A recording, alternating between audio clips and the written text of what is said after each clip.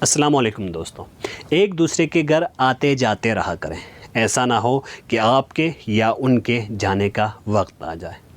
اشفاق صاحب بہت خوبصورت بات کہتے ہیں کہ ایک فوتگی کے موقع پر وہ نیم غنودگی کے عالم میں تھوڑا سویا تھوڑا جاگا ہوا تھا۔ ان کے آس پاس بچے کچھ بحث کر رہے تھے جس کو سن کر میں چونک اٹھا۔ ان میں سے ایک بچہ کہنے لگا کہ جب کوئی فوت ہوتا ہے تو بہت رونق ہوتا ہے، ہم ایک دوسرے سے ملتے ہیں اور خوب کھیلتے ہیں، بڑا مزہ آتا ہے۔ شاباش بیٹا، بہت بڑھیا۔ ایک دوسرا بچہ کہنے لگا کہ اب پتہ نہیں کس کی وفات ہوگی۔ نانا نصر الدین بہت بوڑھے ہو چکے ہیں، ان کے سر کے اور داڑھی کے بال سفید ہو گئے ہیں، شاید اگلی باری ان کی ہے۔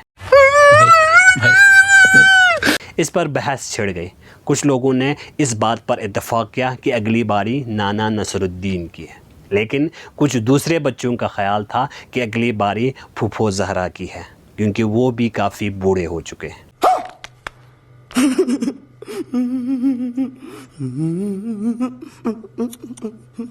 خواتین و حضرات، میں آپ کو یہ بھی خوشخبری دوں کہ اس بحث میں میرا بھی نام آیا۔ دیکھا آپ نے لاپرواہی کا نتیجہ ہے۔ میری بھانجی کی چھوٹی بیٹی کہنے لگی کہ اگلی باری شاید نانا اشفاق کی ہے، کیونکہ وہ بھی کافی بوڑھے ہو چکے ہیں۔ یہ اس بات سن کر میں چونک اٹھا۔ میرے حمایتی بچے کہنے لگے کہ جب نانا اشفاق کی موت ہوگی تو بہت رونق ہوگی، بہت سارے لوگ آئیں گے، کیونکہ وہ کافی مشہور آدمی ہے۔ ایک دوسرا بچہ کہنے لگا کہ جب نانا اشفاق کی وفات ہوگی تو گورنر بھی آئے گا، اور گورنر کے ساتھ بہت سارے لوگ بھی آئیں گے، کیونکہ ہمارے نانا اشفاق بہت مشہور آدمی ہیں۔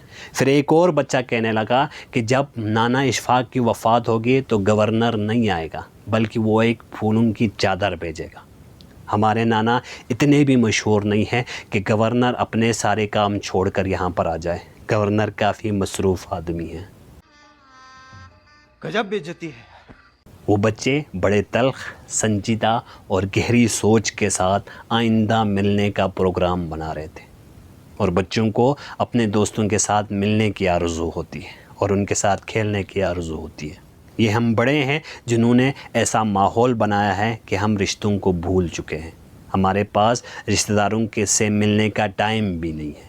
ہم دنیاوی کاروباروں میں اتنے مصروف ہو گئے ہیں کہ ہم اپنے رشتہ داروں سے اسی وقت ملتے ہیں جب کسی کی وفات ہوتی ہے۔ یہ بڑی اچھی بات کہی آپ۔ اپنے رشتہ داروں سے ملنے کے لیے صرف وفات کا یا کسی دوسرے موقع کا انتظار نہ کریں، ہر کچھ عرصے کے بعد ان سے ملتے رہا کریں۔ ایسا نہ ہو کہ وہ اس دنیا سے ہی گزر جائے۔ ان کے وہ دنیا سے گزرنے کے بعد ان کے گھر میں جانے کا کوئی فائدہ نہیں ہے۔ تو خدا را اپنے رشتہ داروں سے ملتے رہا کریں۔ مجھے سننے کا بہت بہت شکریہ۔ اللہ حافظ۔